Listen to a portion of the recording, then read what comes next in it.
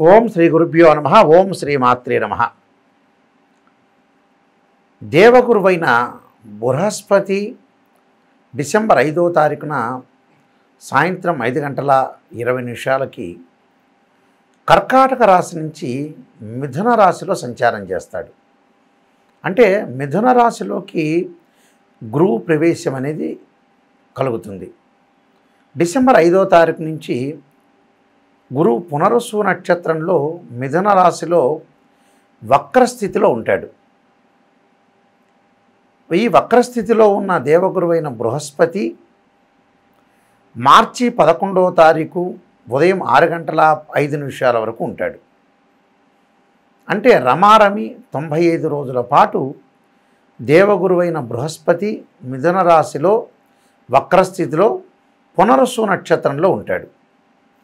ఈ నక్షత్రంలో ఉండటం వల్ల పునరుసు నక్షత్రానికి అధిపతి కూడా గురువే. ఆ గురువు బుధుడి యొక్క క్షేత్రంలో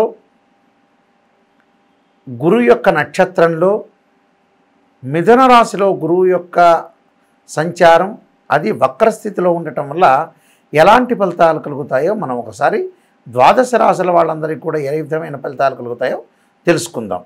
గురువు ధనకారకుడు, సంతానకారకుడు, ద్వితీయ భావాధిపతి, అలానే పంచమ భావాధిపతి, లాభ భాగ్యాధిపతులైన గురువు మరి వక్రస్థితిలో ఉండగా ఏ విధంగా ఉండబోతుంది? సహజంగా చాలామంది కూడా వక్రస్థితి అంటే ఏమిటి అని అంటే, అంతరిక్షంలో 2 గ్రహాలు ముందుకు వెళుతూ ఉండగా ఒక గ్రహం 80 వేగంతో వెళుతూ ఉండగా స్పీడ్లో వెళ్తుండగా 80 స్పీడ్లో వెళ్తుండగా ఇంకొకటి 80 రెండోది కూడా 80 స్పీడ్లో ఉండగా ఒకటి 60 కిలోమీటర్ల వేగంతో అంటే 60 స్పీడు అనేది వెనక్కి తగ్గుతూ ఉంటుంది.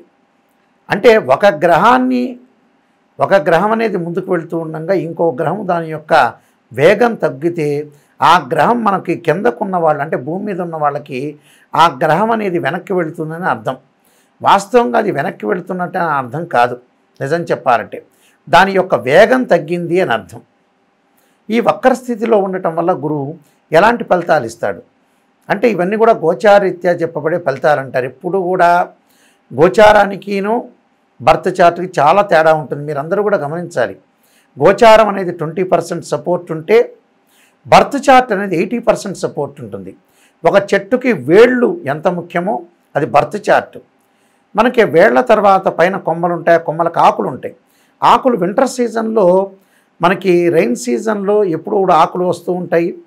అలానే రెయిన్ సీజన్లో వస్తాయి, వింటర్ సీజన్లో అలానే ఉంటాయి. సమ్మర్ సీజన్లో ఆ ఆకులు అనేవి కింద పడిపోతుంటాయి. అది గోచారం అంటారు. గోచారానికి బర్త్ చార్ట్కి చాలా లాట్ ఆఫ్ డిఫరెన్స్ ఉంటుందని గమనించాలి. ప్రతి ఒక్కళ్ళు నిజాన్ని తెలుసుకోవాలి. శ్రేయ లోపం పెరుగుట పెద్ద విద్య, లోపం పెరిగిన వాడే పూర్ణుడవుతాడు. మనం నిజాన్ని తెలుసుకొని ముందుకెళ్తేనే మనకు మంచి జరిగే అవకాశం ఖచ్చితంగా ఉంటుంది. మీనరాశి వాళ్ళకి ఏ విధంగా ఉండబోతుంది? మీనరాశి వాళ్ళకి రాస్యాధిపతి అలానే దశమాధిపతి అయిన గురువు చతుర్థ స్థానంలో పునరుసు నక్షత్రం మిథున రాశిలో సంచారం చేయటం వల్ల వాళ్ళకి ముఖ్యంగా బంధువులతోటి స్నేహబంధంతో కొంత విరోధ భావాలు, అనవసరమైన రాద్ధాంతాలు, అనవసరమైన గొడవలు, మానసికంగా మనస్తాపం కలగటము, ఉద్యోగంలో భంగం కలిగే అవకాశాలు ఉంటాయి. ఉద్యోగంలో లాభం లేకుండా పోయే అవకాశాలు ఎక్కువ ఉంటాయి. అంటే అతి క్లేశం బంధువైరం, అలానే దారిద్ర్యం దేహపీడం అంటే దారిద్ర్యం కలగటం ఒకటి, దేహానికి పీడ కలగటం ఒకటి, ఉద్యోగ భంగం కలహం అంటే ఉద్యోగ విషయంలో కూడా వేరే వాళ్ళు ఎలిగేషన్ చేసే అవకాశాలు ఉంటాయి. అన్ని రహస్యాలు అందరికి కూడా చెప్పొద్దండి. వ్యాపారంలో కూడా పార్ట్నర్షిప్ వ్యాపారం అనేది పనికిరాదు. ప్రజెంటు ఉన్న వ్యాపారాన్ని చాలా జాగ్రత్తగా కొనసాగించుకోండి. ఉద్యోగపరంగా ఇబ్బందులు లేకుండా మనసు ప్రశాంతంగా ఉంచుకోండి. డబ్బు విషయంలో కూడా కొద్దిగా మంచి వస్తువులు కొనుగోలు చేయండి. గృహ ఉపకరణ వస్తువులు కొనుగోలు చేస్తారు, బంగారు ఆభరణాలు కొనుగోలు చేస్తారు, స్థలాలు కొనుగోలు చేసే అవకాశాలు ఉంటాయి. స్నేహితుల వల్ల లాభం కలిగే అవకాశాలు, నిష్ణాతులమైన వ్యక్తుల ద్వారా కూడా మంచి లాభాలు కలిగే అవకాశాలు ఎక్కువగా ఉంటాయి. కాబట్టి కొన్ని నియమాలు, భగవంతుడి యొక్క ధ్యానాన్ని పాటించండి. నేను కొన్ని పరిహారాలు చెప్పబోతున్నా. ఆ పరిహారాలు మీరు పాటించి ముందుకెళ్తే మీకు మంచి జరిగే అవకాశాలు ఖచ్చితంగా ఉంటాయి. కాబట్టి కొన్ని ప్రత్యేకమైన నియమాలు అంటే ధనం విషయంలో ధనం అనేది మీకు వస్తుంది. అలానే ఆకస్మికంగా ధనలాభం కలుగుతుంది. వృత్తి ఉద్యోగ రంగాల్లో కూడా అభివృద్ధి సాధించే అవకాశాలు ఉంటాయి. విద్యార్థులకు కొంత వ్యాపకాలు తగ్గించుకొని చదువు మీద కాన్సన్ట్రేషన్ చేయాలి. హాస్పిటలైజేషన్ ఖర్చు కాకుండా చూసుకోండి. అంటే ఆరోగ్యపరంగా కూడా ఇబ్బందులు కలగకుండా బీపీ, షుగరు, దీర్ఘకాలిక వ్యాధులు ఉన్నవాళ్ళు కూడా కొంత జాగ్రత్తగా ఉండి ముందుకు వెళ్ళాలి. ప్రతి దానిలో కూడా ప్రశాంతమైన వాతావరణము, మనం కొంత కేర్ తీసుకుని ముందుకెళ్తే మన లైఫ్ అనేది కరెక్ట్గా లీడ్ చేసే అవకాశాలు ఉంటాయి. నేను కొన్ని రెమెడీస్ అనేవి చెప్పబోతున్నా. ఆ రెమెడీస్ పాటించండి, మీకు మంచి సుఫలితాలు జరిగే అవకాశం ఖచ్చితంగా ఉంటుంది. ప్రతి జాతకంలో కూడా గురువు అనుకూలంగా ఉండాలి. గురువు ధనకారకుడు, సంతానకారకుడు, భాగ్యకారకుడు, లాభకారకుడు, ద్వితీయ భావానికి కూడా కారకుడు. సంతానం సంపత్ప్రదం అన్నారు. సంతానం కూడా చాలా ముఖ్యంగా ఉంటుంది. ధనం సంపాదించడం కూడా చాలా ఇంపార్టెంటే. ప్రపంచంలో చాలామంది కూడా ధనాన్ని సంపాదిస్తారు, కానీ సంతానాన్ని పక్కన పెడుతూ ఉంటారు.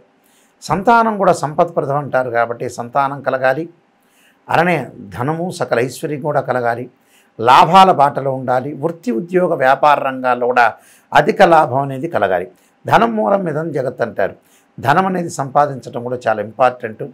అంటే ముఖ్యంగా పిల్లలు, భార్య, కుటుంబము, ఫ్యామిలీ పరంగా చాలా అనుకూలంగా ఉండాలంటే గురుబలం ఉండాలంటారు. అలానే వాక్కు బాగుండాలి, ధనం కలగాలి, యశస్సు ఉండాలి, కీర్తి ప్రశ్నలు రావాలి. విద్యార్థులకు విద్య అవసరం. వీటన్నిటికి కూడా గురువు చాలా నెససరీ. అంటే జూపిటర్ ప్లానెట్ అనేది అనుకూలంగా ఉంటేనే లైఫ్ అనేది మనం ముందుకెళ్ళే అవకాశాలు ఖచ్చితంగా ఉంటాయి. కాబట్టి గురువు యొక్క చాలా ఇంపార్టెన్స్ అనేవి మనం గమనించాలి. చాలామంది కూడా ఏం చేస్తుంటారంటే గోచారాన్ని చూసి గోచారంలో నాకు ఇలా జరగబోతుంది అనేది ఆలోచన చేస్తుంటారు. గోచారం ఎప్పుడు కూడా 20% ఉంటుంది. బర్త్ చార్ట్ చాలా ఇంపార్టెంట్. గురువు రాహుతో కానీ, కేతువుతో కానీ, శనితో కానీ కలిసి ఉండకూడదు. గురువు రాహుతో కలిస్తే గురుచండాలయ దోషం ఏర్పడుతుంది. గురువు రాహు కలిసి కేతు దృష్టి ఉన్నా కూడా గురుచండాలయ దోషమే. గురువు కేతు కలిసి రాహు దృష్టి ఉంటే కూడా గురుచండాలయ దోషమే ఏర్పడుతుంది. కాబట్టి గురువు రాహుని చూడకూడదు. అలానే ఇక్కడ రాహు గురువుని చూడకూడదు. అందువల్ల ఇలా గురుచండాల యోగ దోషం ఏర్పడే అవకాశాలు ఎక్కువగా ఉంటాయి. కాబట్టి గురుచండాల యోగ దోషాలు అనేవి ఏర్పడకూడదు. ఎందుకంటే గురువు యొక్క దృష్టి అనేది రాహు మీద ఉంటే కూడా గురుచండాల యోగ దోషం ఏర్పడుతుంది. అదొకటి గమనించాలి. గురువు అశ్వని, మఖ, మూల, ఆరుద్ర, స్వాతి, శతభిష నక్షత్రం, అలానే పుష్యమి, అనురాధ, ఉత్తరాభాద్ర నక్షత్రంలో కూడా ఉండకూడదు. అంటే గురువు రాహు నక్షత్రాల్లో కానీ, కేతు నక్షత్రాల్లో కానీ, అలానే శని నక్షత్రాల్లో కూడా గురువు ఉండకూడదు. ఒక జాతకంలో గురువు 6, 8, 12 స్థానాల్లో గురుదోషం అనేది ఉండకూడదు. గురువు మంచి శుభస్థానంలో ఉంటే చాలా మంచి జరిగే అవకాశాలు ఎక్కువ ఉంటాయి. గురువు కూడా ఏదైతే నక్షత్రాలు ఉన్నాయో రాహు నక్షత్రాలు కానీ, కేతు నక్షత్రాలు కానీ, శని నక్షత్రాల్లో ఉండకుండా ఉండటం చాలా మంచిది. కాబట్టి గురువు మన జాతకంలో బాగలేదు అని అంటే ఖచ్చితంగా గురువుకు పరిహారం చేసుకొని ముందుకు వెళ్ళాలి. ఎలాంటి పరిహారాలు చేసుకోవాలి అంటే బృహస్పతి పాశుపతాస్త్ర రుద్రాభిషేకం, బృహస్పతి జపము, శనగలుతో చేసిన వంటకాలని దానం చేయటం, అలానే దేవానాంచ ఋషీనాంచ గురుకాంచన సన్నిభం బుద్ధిమతం త్రిలోకేశం తం నమామి బృహస్పతి అనే మంత్రాన్ని తప్పకుండా చదువుకోవటం.